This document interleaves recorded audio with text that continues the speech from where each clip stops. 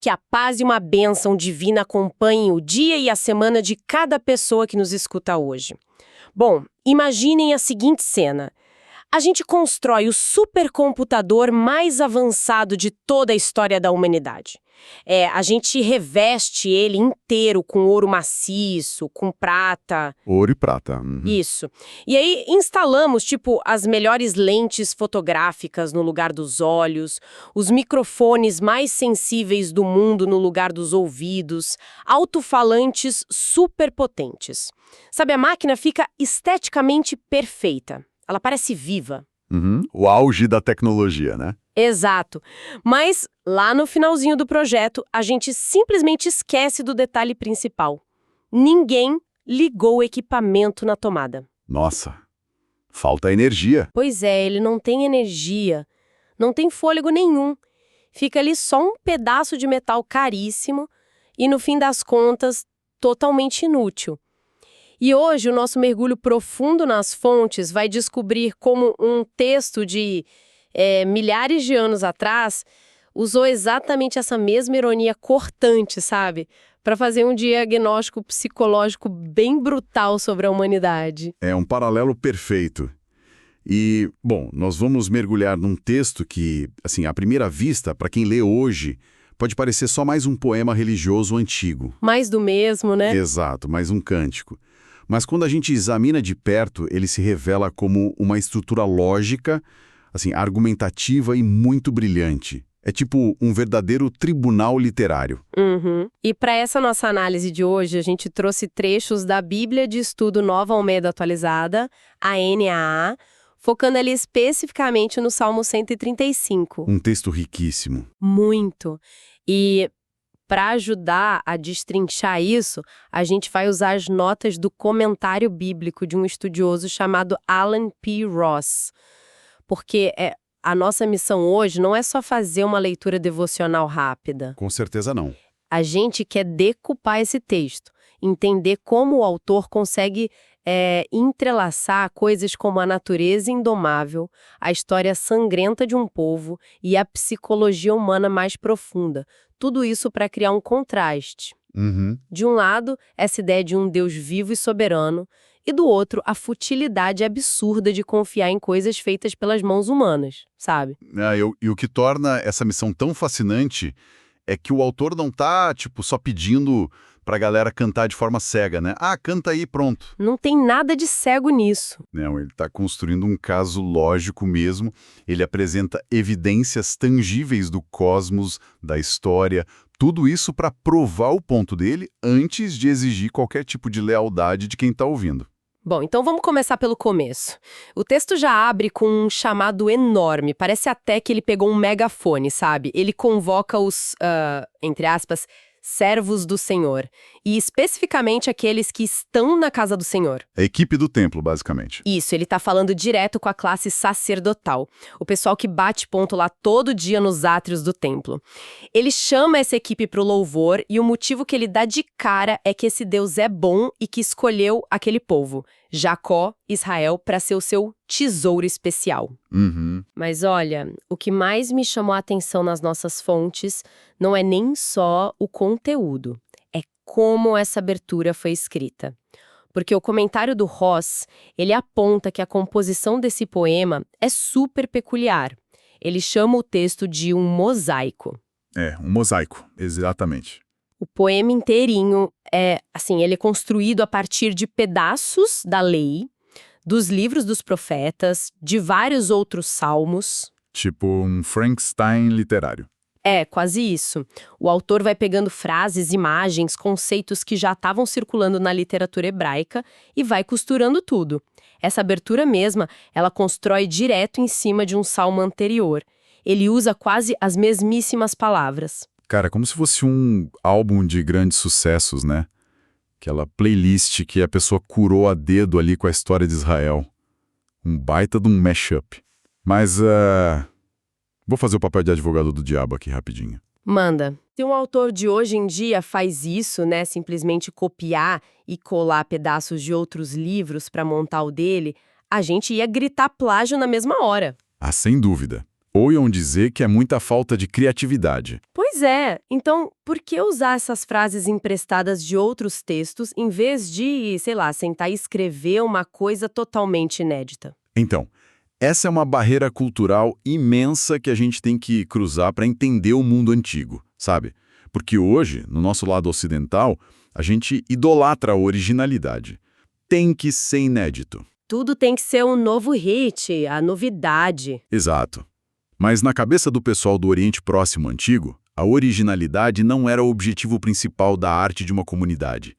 O grande objetivo era a ressonância, a construção de uma identidade coletiva forte. Espera, como assim, identidade coletiva? É tipo assim, quando o autor usa frases que todo mundo já conhece, ele está acionando de propósito a memória coletiva de quem escuta.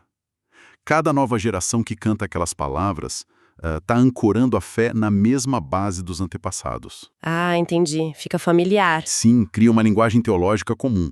É o jeito deles dizerem para a comunidade: olha, a gente não está inventando uma religião do zero hoje. A gente faz parte de uma narrativa que é contínua e muito maior que nós. Então a repetição era como se fosse a cola daquela sociedade, né? Perfeito, a cola que mantinha a identidade da nação inteira unida através dos séculos. Não tinha nada de plágio nisso. Certo, isso faz bastante sentido agora. É construir quem eles são através da memória. Mas o poema não fica só ali preso nos muros do templo, né? Logo depois de abrir, a lente do texto dá um zoom out vertiginoso. O salto de escala é gigante. Gigante, a argumentação sai da casa de Deus e vai para o cosmos inteiro. O texto simplesmente declara que esse Deus é maior do que todos os deuses e que ele faz tudo o que lhe agrada nos céus, na terra, no mar e até nos abismos. O que para aquela época, era uma declaração de poder geopolítico e cósmico que não tinha comparação. A gente tem que lembrar que a maioria das divindades pagãs ali era bem regional. Tipo Deus de uma cidade só. Isso. Tinha o deus do Rio Nilo, sei lá, a deusa da fertilidade de um vale X, o deus daquela montanhazinha vizinha. A jurisdição dos deuses era minúscula. Então, quando o texto crava que esse Deus age no céu, na terra e nos abismos... E os abismos eram meio que o caos, né? Exato. Representavam aquele caos primordial e incontrolável. Ele está reivindicando uma autoridade que é universal. Não tem 1 milímetro do universo que escape desse controle. Bom, vamos destrinchar isso porque a forma como o texto ilustra esse superpoder universal é muito curiosa. Ele não fica usando, sei lá, termos filosóficos difíceis. Ele vai para os detalhes meteorológicos. A questão do clima, sim. Sim. O poema diz que Deus faz subir as nuvens dos confins da terra, cria os relâmpagos para a chuva e faz sair o vento dos seus, e eu adorei essa palavra na fonte, reservatórios. Reservatórios, sim. Cara, é uma analogia incrível. Faz a gente olhar para o céu com a cabeça de alguém daquela época. É que a cosmologia antiga é fascinante, né? Sim. Hoje a gente olha para o céu e pensa... frente fria, pressão atmosférica, imagem de satélite do aplicativo. O El Niño tá chegando. Pois é. Mas a visão de mundo deles imaginava o cosmos com uma arquitetura muito mais sólida, material mesmo. Sim, eles imaginavam um clima quase como se o céu fosse um grande galpão de suprimentos, né? Cheio de portas, depósitos. Isso. Como se o vento e a chuva não fossem acidentes imprevisíveis. Eles estariam ali guardadinhos em prateleiras, trancados num cofre, só esperando o rei dar a ordem direta para liberar tudo. E o que é fascinante aqui é entender o porquê de o autor focar tanto no clima. Mencionar nuvem, vento, raio, não é só porque é poético. Na antiguidade, o clima era a força mais indomável e assustadora que existia. Não tinha sistema de irrigação com tecnologia de ponta lá. De jeito nenhum. Uma tempestade que cai na hora errada, ou sei lá, uma seca de meses, significava a fome em massa. Significava o colapso de uma sociedade inteira. O clima era literalmente a linha entre viver e morrer. Nossa, então o teu controle sobre a chuva não é um truque de mágica para impressionar. É ter um monopólio da sobrevivência de todo mundo. Exatamente. Se o Deus de Israel tem a chave desses reservatórios brutais, ele domina o que a natureza tem de mais imprevisível. O argumento é bem claro. Ele não é só um Deus de regras morais abstratas. Ele tem o dedo ali no interruptor do próprio universo. Só que aí a gente entra num problema. Porque é um Deus que só controla nuvem e raio, por mais forte que seja, soa muito distante, sabe? Abstrato demais. É, muito frio. Quase como a lei da gravidade. A gravidade é super forte, claro, mas a gravidade não tá nem aí pra gente. E é por isso que o argumento literário não para lá nas nuvens. Ele desce. Desce direto pra poeira da história humana. O controle do cosmos precisa virar uma ação palpável, histórica. E é isso que acontece logo na próxima seção do texto. É uma transição que o autor faz que é brilhante. Ele sai ali da teologia natural e vai direto para a evidência empírica, para a história. Ele argumenta que esse controle todo já interveio de forma literal para salvar aquele povo em específico. O poema começa a listar um currículo pesado de vitórias, começando lá pelo grande trauma fundador deles, que foi o Egito. O texto relembra a 10ª praga, a morte dos primogênitos, os sinais contra Faraó. Sim, e aí é que a coisa fica realmente interessante. Porque o texto não fala de uns reis genéricos ou mitologia, ele cita os CPFs da época, né? Ele dá os nomes. Ele fala de Sion, rei dos amorreus, e Og, rei de Bazã. Pra gente hoje, Sion e Og parece nome de chefão de videogame de fantasia. Mas para quem estava escutando isso lá na época, quem eram esses caras? Olha, eles eram o puro terror materializado. Sion e Og não eram só reizinhos vizinhos. Ali no Antigo Oriente Médio, eles eram vistos como gigantes, impérios que ninguém cruzava. Máquinas de guerra mesmo. Sim, máquinas formidáveis que bloqueavam o caminho de um povo que, até outro dia, era escravo e estava vagando no deserto. Derrotar esses caras parecia impossível do ponto de vista militar e logístico. Entendi. Então, quando o texto fala o nome deles, aciona um gatilho de alívio e de espanto na memória coletiva. Lembra a todos que a vitória transformou o território daqueles gigantes na herança daquele povo. Caramba! E é justamente essa ponte que me deixa intrigada nas notas. Porque o texto relata essas vitórias militares brutais, esses terremotos políticos, e aí conclui dizendo que Deus julga o seu povo e, abre aspas aqui, se compadece dos seus servos. Mas como assim? Como que lembrar de uma guerra sangrenta contra 2 reis gigantescos vira um sentimento de compaixão e intimidade? Parece que não bate, sabe? É que isso levanta uma questão bem importante sobre como a mente deles entendia o que é fidelidade. Segundo Ross, no comentário dele, a história passada é a garantia absoluta do futuro. Ah, entendi. A compaixão aí não é um sentimento fofinho e vazio, não. É a disposição de um rei soberano em proteger os súditos com unhas e dentes. Nossa, faz todo sentido. Quando o poema lembra que Deus esmagou esses obstáculos impossíveis lá atrás, ele está dizendo o seguinte: aquele mesmo poder letal que derrotou os inimigos ontem é a força que serve de escudo em volta da gente hoje. Uau! A lealdade é provada pelos fatos históricos, então. É uma construção de confiança blindada pelo passado empírico. Exato. O povo descansa porque tem provas. E é exatamente esse estado de confiança inabalável que prepara o terreno para o clímax do poema. Que, falando sério, é uma das coisas mais afiadas e irônicas de toda a literatura antiga. É uma sátira grandiosa. Sim, a mudança de tom aí é fantástica. Depois de apresentar esse Deus hiperativo, que engarrafa as tempestades, que derruba impérios inteiros para defender quem ele ama, o autor faz um contraste brutal com os ídolos que os povos vizinhos adoravam. O Ross até chama atenção para esse paralelismo genial. Antes a gente via a grandeza soberana e viva. Agora ele expõe a inércia total. A inadequação que chega a ser ridícula dos deuses pagãos. É meio que uma autópsia poética que ele faz. Uma autópsia de uma coisa que nunca nem respirou na vida. Exato. O texto é muito cortante, ele diz assim: os ídolos das nações são prata e ouro, obra de mãos humanas. E aí ele começa a dissecar a anatomia dessa futilidade toda, né?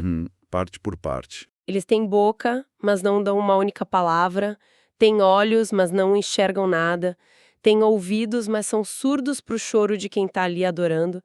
É uma insanidade, né? Você derrete ouro, esculpe o negócio perfeito e termina com um vazio. E o texto ainda frisa que não há nem alento de vida na boca deles. Não tem fôlego. Não tem. E vale mencionar um detalhe que o Ross traz que é muito bom. Essa falta de fôlego, de respiração, No original também dá a entender a incapacidade de cheirar. Ah, de sentir cheiro. Isso. E pensa, num templo antigo, a galera gastava fortunas queimando incenso e sacrifício caro todo dia na frente das estátuas. Então, uma piada super sombria do autor. Nossa, quer dizer que a pessoa tá lá queimando o sacrifício super caro, bem debaixo do nariz de ouro do ídolo, e ele nem sente o cheiro do negócio. Exatamente. É o cúmulo da inércia. Cego, surdo e sem olfato. Cara, então, o que isso tudo significa pra gente hoje? Voltando para aquela analogia do começo, né?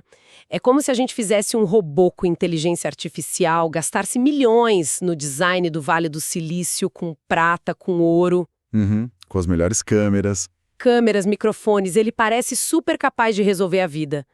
Mas a gente esquece de plugar na tomada. Não tem energia. Não tem fôlego de vida real. Você pode gritar por socorro e o pedaço de metal caro só vai ficar lá refletindo a luz.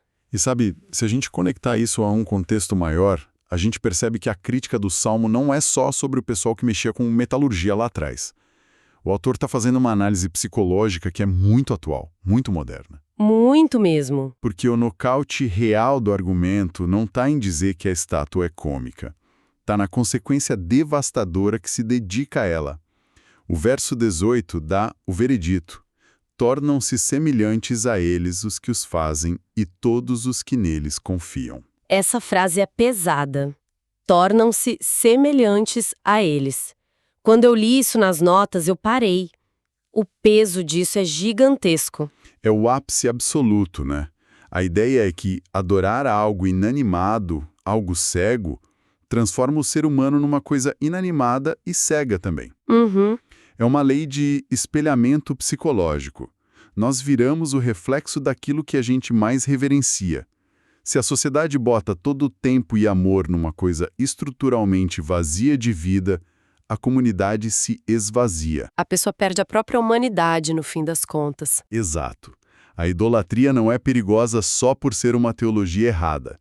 Ela é perigosa porque reduz o humano que nasceu para ser vibrante ao nível de um objeto oco. A capacidade de ouvir o outro some, a visão da realidade apaga. Você entrega energia vital para uma coisa sem fôlego e acaba perdendo seu próprio fôlego, virando um eco mortual. E aí, depois de montar toda essa tese, provando que Deus é soberano no cosmos, na história, e destruindo a idolatria, o poema precisa encerrar. Ele tem que fechar o argumento, sim. E ele completa a jornada voltando direto para o ponto de partida. Isso. Tendo exposto o perigo de se curvar para essas criações, o texto volta para o templo.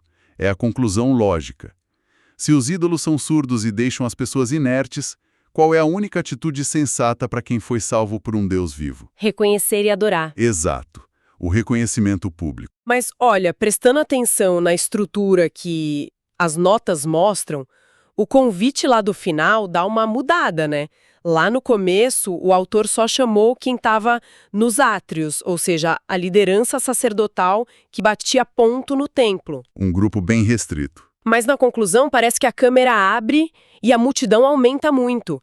Ele fala, casa de Israel, bendigam o Senhor, casa de Arão, casa de Levi, e aí escancara as portas de vez. Vocês que temem o Senhor, bendigam. Não é mais só para os funcionários da igreja. Sim, abrange a nação toda e quem mais reconhecer a soberania dele. É um crescendo teológico lindo. A expansão mostra que as evidências do clima, da história, são irrefutáveis para qualquer mente honesta, sendo líder religioso ou não. Uhum. E aí o poema termina ancorando toda essa visão universal, que passeou por galáxias e guerras, num lugar muito específico. Ele diz, desde Sião, bendito seja o Senhor, que habita em Jerusalém. Aleluia. Mas espera aí, isso me deixou com uma pulga atrás da orelha. A gente passou a maior parte da nossa análise dizendo que esse Deus é universal, domina clima, oceano, não é um deusinho regional de montanha. Certo. Aí, na última linha, ele encolhe o Criador do Universo para um CEP específico, o Monte Sião, em Jerusalém. Isso não é um paradoxo enorme de reduzir Deus a uma divindade local de novo? Olha, essa é possivelmente a maior genialidade do autor. É um paradoxo, sim, mas é muito intencional e reconfortante. Ele junta duas realidades ali, a transcendência absoluta com a imanência mais íntima possível. Como assim? Se Deus fosse só universal, controlando galáxia e tempestade, ele seria muito inacessível. A gente ia ser só poeira cósmica para ele. Ah, claro. Mas quando o texto diz que se Deus formidável escolheu de propósito fazer a presença dele habitar no meio do seu povo, em Jerusalém, ele cria uma ponte. O infinito fica pessoal. O poder que move as estrelas está logo ali, acessível na aliança com eles. É a consolidação desse mosaico num endereço que eles podiam visitar. E aí tudo culmina nesse aleluia, né? Que é louvado seja o Senhor, fechando com o mesmo fôlego lá da abertura. Exatamente. O círculo se fecha perfeitamente. É muito fascinante dissecar a mecânica de um texto que é recitado há milênios e ver que não falta uma pecinha na engrenagem. O negócio é super bem amarrado. Mas tentando puxar isso para quem está ouvindo a gente hoje. A relevância prática. Sim, porque a gente vive na era do excesso de informação. E é muito fácil a gente ser arrogante e achar que ídolo é coisa de gente primitiva da Idade do Bronze, que adorava toco de madeira. Ah, sim. A ilusão da modernidade, né? Pois é, mas a realidade dura é que a gente nunca parou de fabricar ídolos, a gente só ficou melhor na técnica. A gente continua fazendo nossos próprios bezerros de ouro e prata por aí. Sem dúvida, a tecnologia muda, o formato muda, mas aquela inclinação da mente humana de buscar segurança total em coisa inanimada continua idêntica. A gente constrói algoritmos, né? Carreiras corporativas, contas bancárias gordas, muito status nas redes sociais. E aí a gente deposita uma confiança irrestrita nessas coisas como se fossem nos salvar. Prometem um futuro seguro e intocável. Só que quando a crise bate na porta de verdade, essas criações modernas não têm ouvido para escutar a nossa angústia. De forma alguma. Elas não têm olhos para enxergar o nosso problema e não têm fôlego nenhum para revitalizar a gente. Uma conta bancária, por mais gorda que seja, não tem empatia. O Salmo 135... no fim das contas, é um choque de realidade atemporal sobre onde a gente bota nossas fichas, sabe? E isso leva a gente a um último pensamento bem provocativo para deixar no ar hoje para os nossos ouvintes, baseado justo naquele diagnóstico psicológico lá do verso 18. Sobre se tornar igual a eles, né? Exatamente. Se essa regra de milênios atrás continua valendo, se a humanidade se torna semelhante àquilo que ela mais adora e presta atenção, vale a pena a gente fazer uma auditoria honesta na nossa vida? Com certeza. Olhando para toda essa prata e ouro moderna, seja as redes sociais, o materialismo, essas ambições que devoram o nosso tempo, a pergunta é: que tipo de pessoas nós estamos nos tornando nesse processo? Nossa. Ao entregar tanta vida para o que não tem vida, a gente está florescendo com mais compaixão? Ou a gente está virando um bando de reflexo inerte, surdo para a dor do outro e vazio por dentro, igualzinho às coisas que a gente inventa? É uma investigação urgente. Essa é, sem a menor dúvida, a grande pergunta que fica martelando na nossa cabeça depois de mergulhar num texto que simplesmente recusa a perder a validade, né? E, bom, como sempre, esperamos que essa nossa imersão de hoje tenha trazido não só dados históricos legais, mas uma nova perspectiva real de vida para todo mundo que acompanhou a gente. Deus abençoe todos os ouvintes